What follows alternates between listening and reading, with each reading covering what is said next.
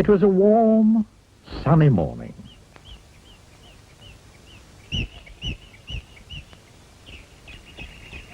In his small house at the other side of the wood, Mr. Tickle.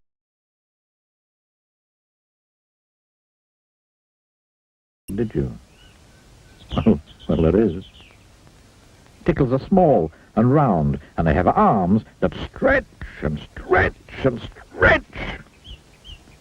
Extraordinarily long arms. Mr. Tickle was fast asleep. He was having a dream. It must have been a very funny dream, because it made him laugh out loud. And that woke him up. He sat up in bed, stretched his extraordinarily long arms, and yawned an enormous yawn. Mr. Tickle felt hungry, so do you know what he did? He reached out one of his extraordinarily long arms, opened the bedroom door, reached down the stairs, opened the kitchen door, reached into the kitchen cupboard, opened the biscuit tin, took out a biscuit, brought it back upstairs, and back to Mr. Tickle. As you can see, it's very useful indeed, having arms as long as Mr. Tickle's. Mr. Tickle munched his biscuit. He looked out of the window. Today looks very much like a tickling day, he thought to himself. So, later that morning, after Mr. Tickle had made his bed and cooked his breakfast, he set off through the wood.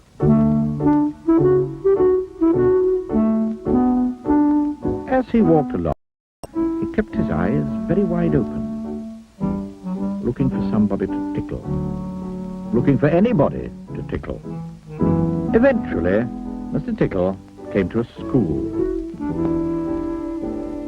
There was nobody about, so, reaching up his extraordinarily long arms to a high window ledge, Mr. Tickle pulled himself up and peeked in through the open window. Inside, he could see a classroom. There were children sitting at their desks and a teacher writing on the blackboard. Mr. Tickle reached in through the window with that extraordinarily long arm of his, went up behind a little boy called Peter, and tickled him on the back of his neck. Peter giggled out loud.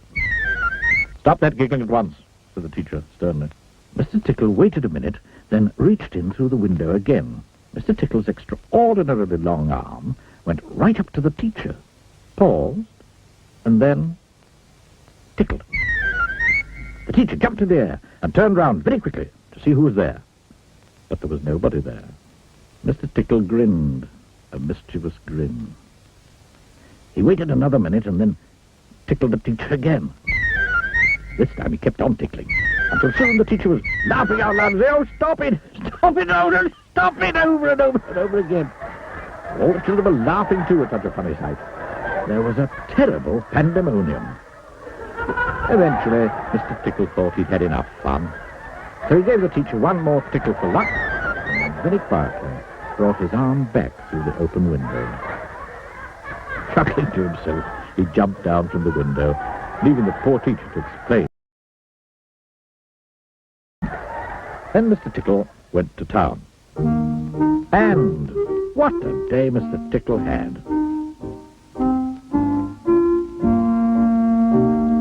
He tickled the policeman on traffic duty at the crossroads in the middle of the town. It caused an enormous traffic jam.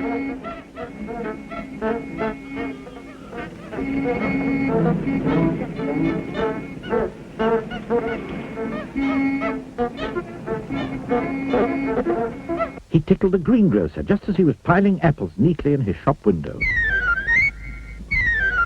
The greengrocer fell over backwards, and the apples rolled all over the shop. There were apples everywhere. At the railway station, the guard was about to wave his flag for the train to leave.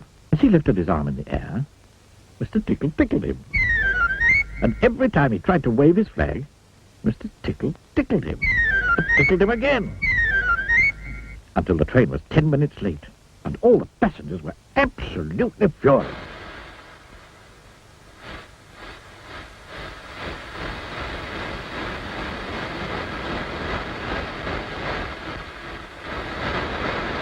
That day, Mr. Tickle tickled everybody. He tickled the doctor. He tickled the butcher.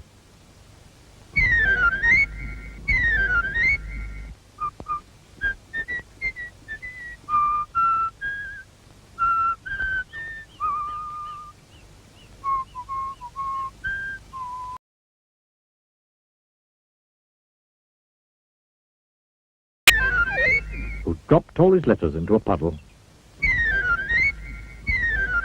Then Mr. Tickle went home.